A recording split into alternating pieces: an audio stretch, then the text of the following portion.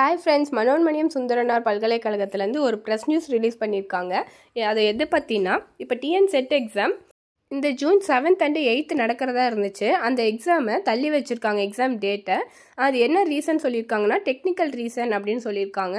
எப்போ எக்ஸாம் நடக்கும் அப்படிங்கிற எந்த டேட்டும் இன்னும் அனௌன்ஸ் பண்ணல. எக்ஸாம் டேட்டு லேட்டராக அனௌன்ஸ் பண்ணுவோம் அப்படின்னு சொல்லி இது ஒரு ப்ரெஸ் நியூஸ் வெளியிட்டிருக்காங்க.